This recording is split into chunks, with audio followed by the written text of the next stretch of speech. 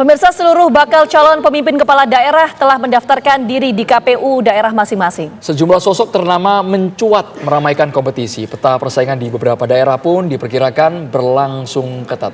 Ulasan selengkapnya dalam Benang Merah, Duel Sengit Pilkada.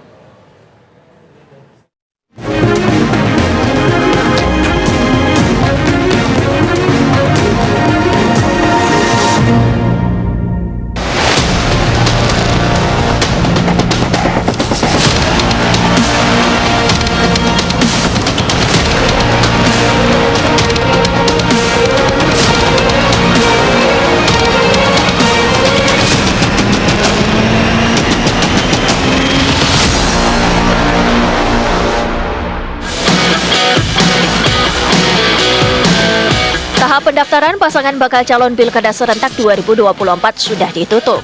Tahap itu mencatat sejumlah bakal calon ternama yang dijadwalkan berkompetisi pada 27 November mendatang. Pemilihan gubernur seperti di Jawa Barat, Jawa Tengah, dan Jawa Timur diprediksi menyuguhkan duel ketat antar kandidat.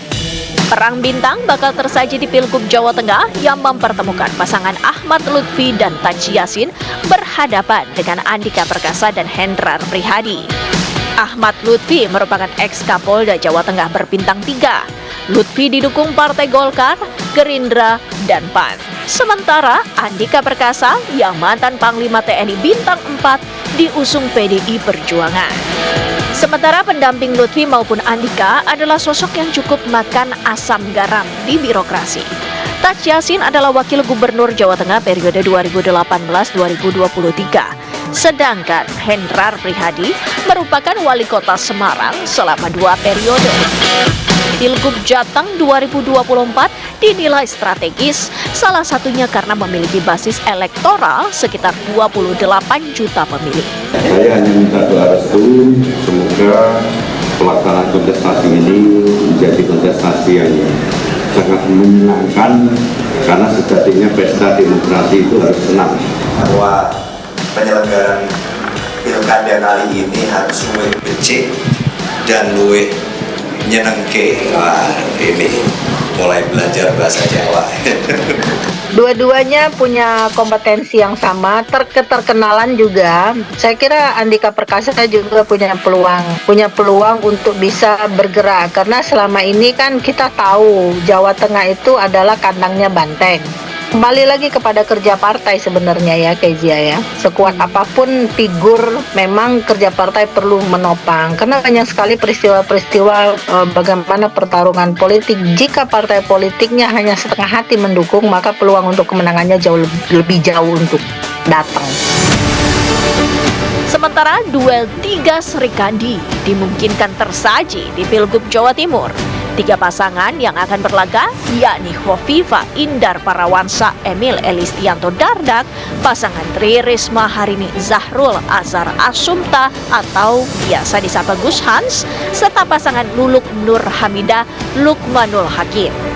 Hovifah yang didukung koalisi gemuk dinilai masih terlalu tangguh. Namun Risma yang diusung PDI Perjuangan maupun Luluk yang disokong PKB tak ragu tampil sebagai penantang. Saya sering menyebut Jawa Timur adalah center of gravity. Kalau Jawa Timur adalah center of gravity, maka apa yang terjadi di Jawa Timur memberikan resonansi ke seluruh negeri ini. Kenapa saya sampaikan, saya punya mimpi begitu.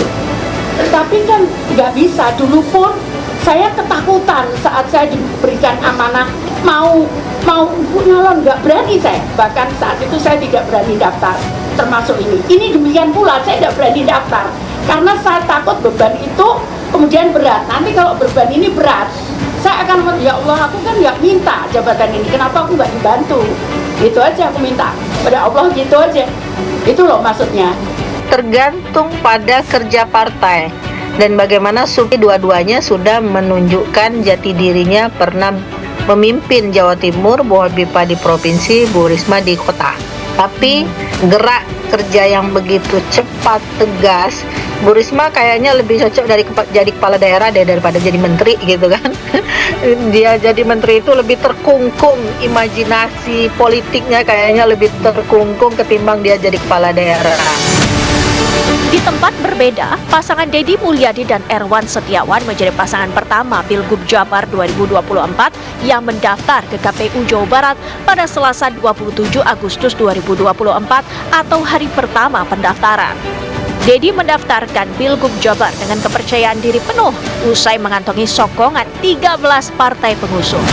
Rinciannya, 4 partai Koalisi Indonesia Maju atau KIM, yakni Partai Golkar, Partai Gerindra, PAN, PSI, Partai Demokrat, dan 9 partai non-parlemen. Dari kubu seberang, pasangan Saiku Ilham Habibie yang disokong Partai Keadilan Sejahtera PKS dan Partai Nasdem siap memanaskan persaingan. Bukan tidak mungkin Saiku tampil sebagai kuda hitam. Sebenarnya Jawa Barat itu diasumsikan Ridwan Kamil banget ya sebelumnya ya. Jawa Barat itu kan Ridwan Kamil banget, elektabilitasnya, akseptabilitasnya, kapasitasnya gitu. Terus kemudian rekam jejaknya dalam membangun Jawa Barat. Tapi sekali lagi apa boleh bulat daripada gepeng. Kehendak partai jauh lebih besar daripada kehendak masyarakat itu sendiri. Itu sebab saya mengatakan bahwa sebenarnya yang kita pilih itu adalah pilihan partai-partai politik. Lantas bagaimana dengan Jakarta yang hampir selalu menjadi pusat perhatian?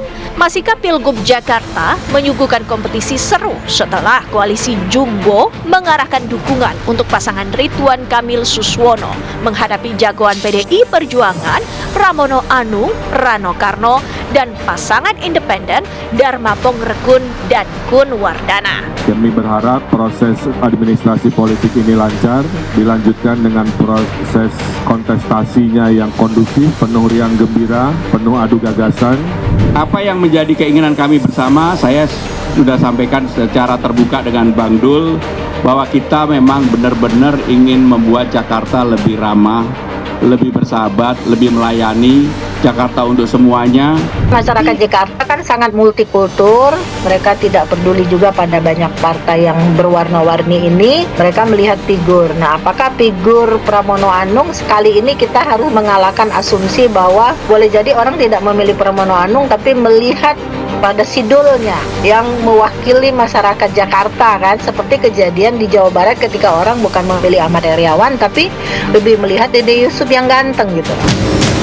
Panggung kompetisi telah mencantumkan sederet nama yang bakal bertarung di Pilkada serentak 2024. Selanjutnya, giliran pemilih cerdas, aktif, dan kritis dibutuhkan untuk mendorong terwujudnya penyelenggaraan pemilu dan pemilihan yang berintegritas dan berkualitas.